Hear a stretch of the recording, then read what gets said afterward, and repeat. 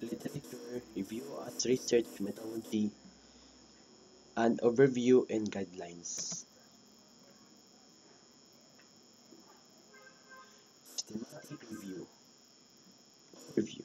Minimize those providing reliable findings from which conclusion can be drawn and decision made.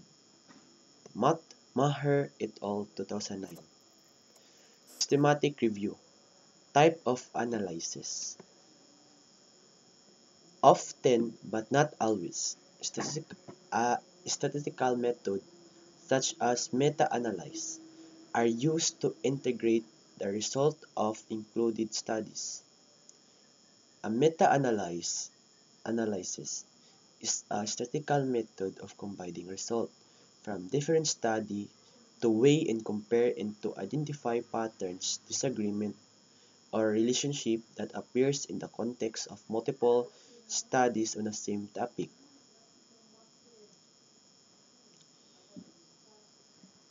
With the meta-analysis approach, each primary study is abstracted and coded, and findings are subsequently transformed into a common metric to calculate an overall effect size.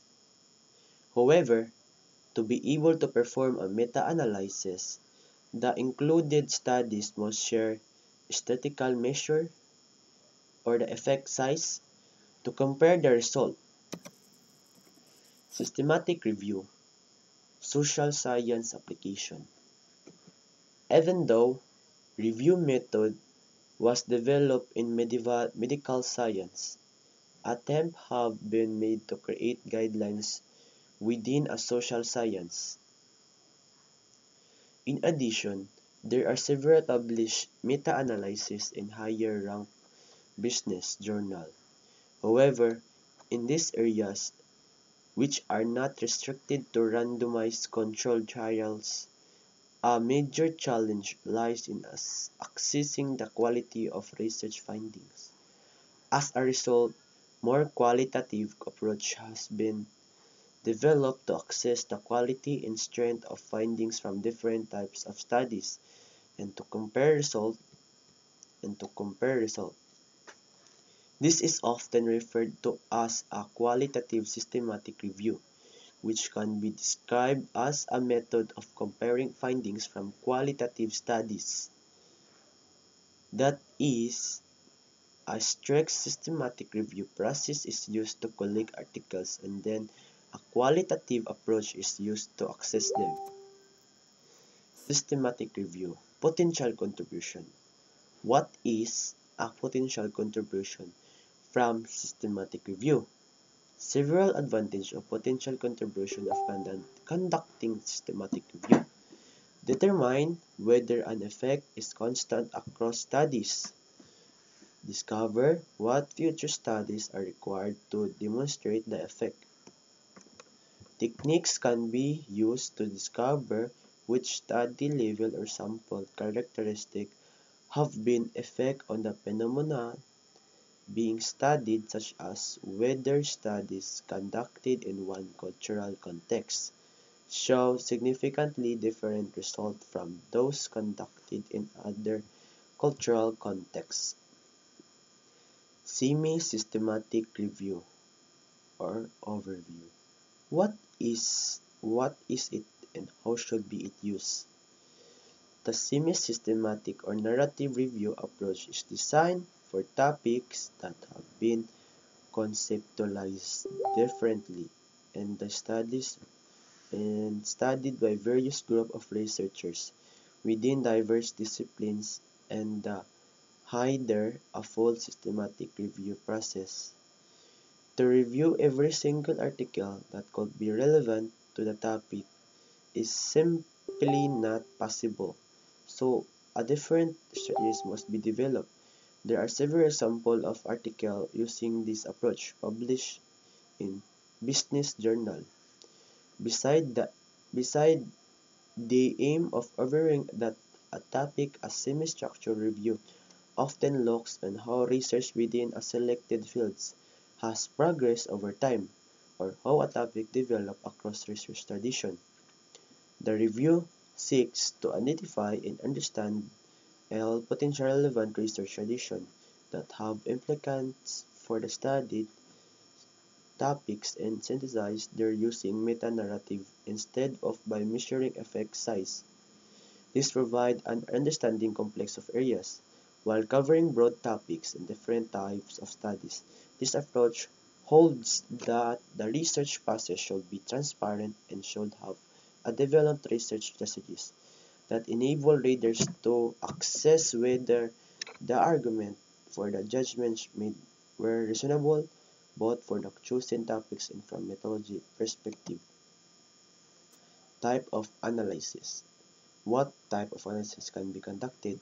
A number of methods can be used to analyze and synthesize findings from a semi-systematic review.